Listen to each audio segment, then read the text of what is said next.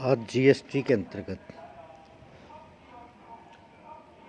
हम customs duty important definitions यानी सीमा शुल्क की कुछ महत्वपूर्ण परिभाषाओं का अध्ययन करेंगे। सीमा शुल्क अधिनियम की धारा 2 के अंतर्गत महत्वपूर्ण शब्दों को परिभाषित किया गया है। कुछ महत्वपूर्ण परिभाषाएं इस प्रकार दी गई हैं।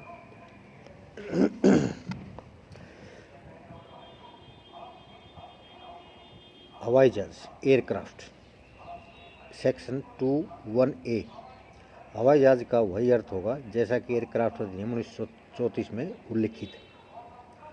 कर निर्धारण असेसमेंट कर निर्धारण में अस्थायी कर निर्धारण, पुनः कर निर्धारण तो ऐसा कोई भी आदेश शामिल है जहां लगने वाला शुल्क भले ही शून्य हो। धारा 2 सब सेक्शन 2। सामान बैगेज धारा 2 सब सेक्शन 3। विदेश यात्रा से लौटे या विदेशी यात्रियों द्वारा भारत में साथ में लाए जाने वाले सामान में यात्रियों के बिना साथ ले जाया जा रहा सामान शामिल है, लेकिन मोटर गाड़ियां छोड़कर। न्यायिक सत्ता एडजुडिकेटिंग अथॉरिटी धारा 2(6) के अंतर्गत। इस अधिनियम के अंतर्गत आदेश या निर्णय देने में समर्थ कोई सत्ता, लेकिन बोर्ड, कमिश्नर या ट्रिब्यूनल अपीलेट ट्रिब्यूनल नहीं। धारा 2(1) जहाँ तक अपीलेट ट्रिब्यूनल का प्रश्न है, इसका अर्थ है अधिनियम की धारा 129 के अंतर्गत सीमा शुल्क, उत्पाद शुल्क एवं सेवा कर, अपीलेट न्यायाधिकरण, customs, excise and service tax appellate tribunal, sestet. धारा 2(18) बोर्ड का अर्थ है central board of revenue act 1963। Central board of revenue act 1963 के अंतर्गत गठित उत्पादन एवं सीमा शुल्क का केंद्रीय बोर्ड CBEEC धारा 2(6). तटवर्ती माल कोस्टल गुड्स धारा 2(7) के अंतर्गत आयातित माल के अतिरिक्त माल भारत में एक बंदरगाह से दूसरे बंदरगाह तक जहाज में ले जाया गया माल। सीमा शुल्क क्षेत्र कस्टम्स एरिया। सीमा शुल्क क्षेत्र से अभिप्राय है सीमा शुल्क स्टेशन तथा कोई भी ऐसा क्षेत्र जहां सीमा शुल्क अधिकारियों द्वारा निकास से पूर्व आयातित माल या निर्यातित माल साधारणतः रखा जाता है। धारा 2(11) सीमा शुल्क बंदरगाह कस्टम्स पोर्ट का अर्थ है धारा 7(1) के अंतर्गत निर्धारित कोई सीमा शुल्क बंदरगाह के रूप में बंदरगाह तथा ऐसा कोई स्थान जो आंतरिक कंटेनर डिपो के रूप में निश्चित हो। धारा 2(12) सीमा शुल्क स्टेशन कस्टम्स स्टेशन का अर्थ है सीमा शुल्क बंदरगाह, हवाई अड्डा या भूमि पर सीमा शुल्क स्टेशन।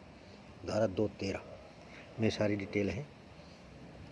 शुल्क ड्यूटी सेक्शन 214 शुल्क का अर्थ है इस अधिनियम के अंतर्गत लगने वाले सीमा शुल्क है।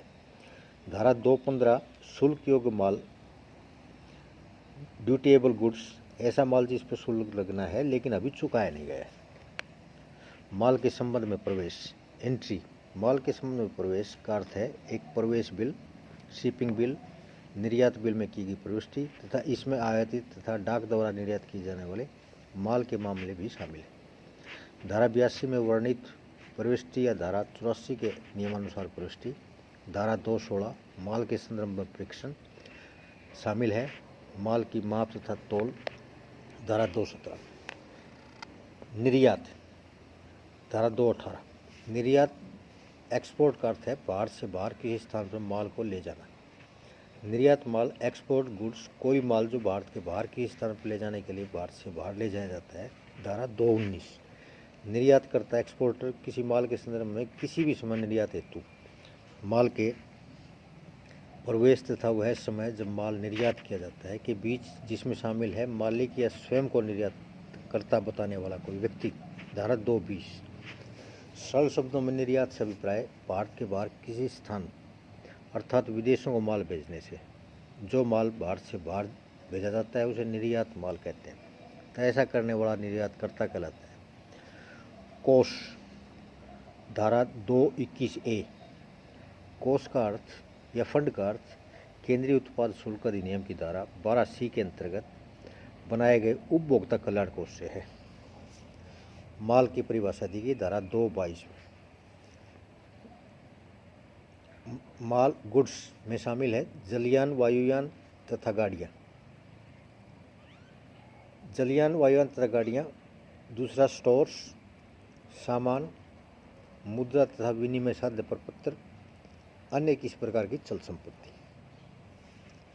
आयात की परिभाषा सेक्शन 223 में दी गई। आयात या इंपोर्ट का अर्थ भारत के बाहर किसी स्थान से माल भारत में लाना है। आयातित माल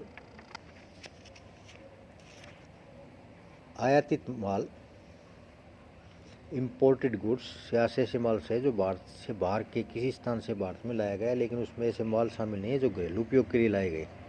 धारा 224 आयातकर्ता किसी माल के संदर्भ में किसी भी समय अपने आयात के समय तथा उस समय के बीच जब माल की घरेलू उपयोग के लिए निकासी की जाती है तथा इसमें शामिल है कोई भी मालिक या ऐसे व्यक्ति जो स्वयं को आयातकर्ता बताए। धारा 225 में प्रोविजन है। उसके बाद बाजार मूल्य किसी माल के संबंध में भारत के सामान्य व्यापार के दौरान माल का थोक मूल्य बाजार मूल्य कहलाता है। धारा 230